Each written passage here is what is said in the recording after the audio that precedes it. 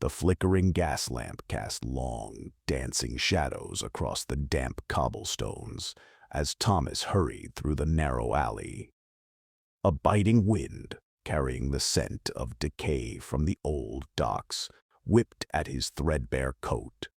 He clutched the worn leather journal tighter, its contents a desperate secret, a forbidden knowledge he now wished he'd never unearthed. It had begun innocently enough, a curious find in the dusty archives of the local historical society. A cryptic diary belonging to a long-forgotten recluse named Silas Blackwood. The entries, written in a spidery, almost illegible hand, spoke of whispers from the deep, of veiled entities, and a ritual to cross the threshold. Thomas, a self-proclaimed amateur occultist, had dismissed it as the ramblings of a madman until he found the accompanying sketches. They depicted impossible geometries, forms that seemed to shift and writhe on the page, and a symbol, a twisted, interlocking knot that pulsed with an unsettling energy.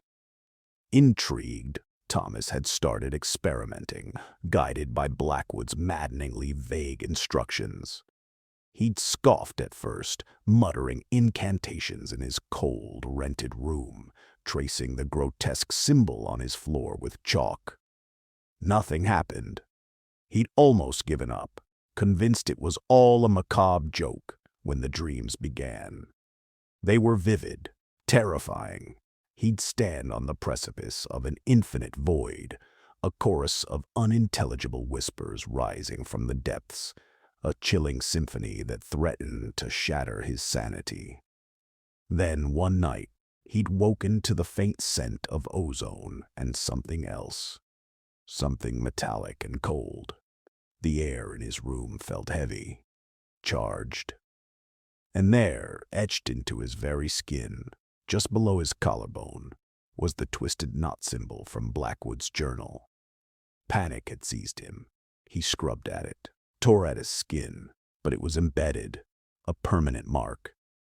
That's when the whispers started in his waking hours.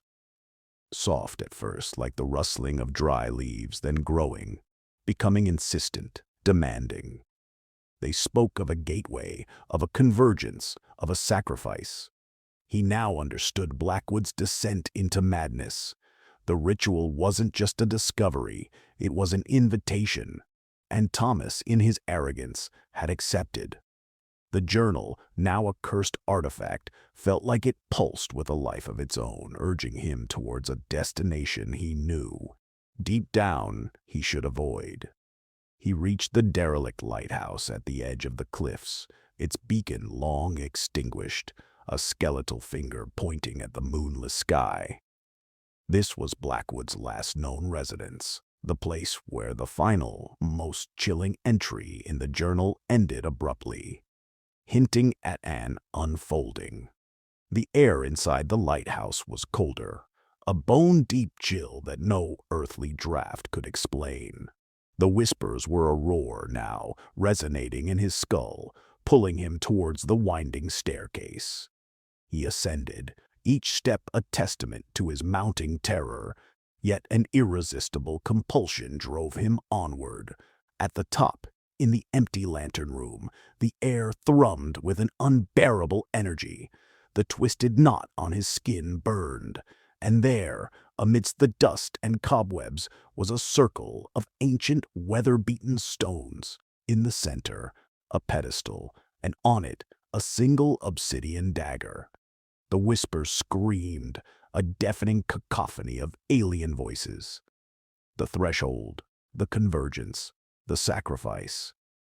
Thomas knew what he had to do. The compulsion was overwhelming, his free will a distant memory. He picked up the dagger. Its surface was unnervingly warm. His hand, guided by an unseen force, raised it. A final desperate gasp escaped his lips as the blade descended, not upon himself, but into the ancient, unsettling symbol etched into the pedestal.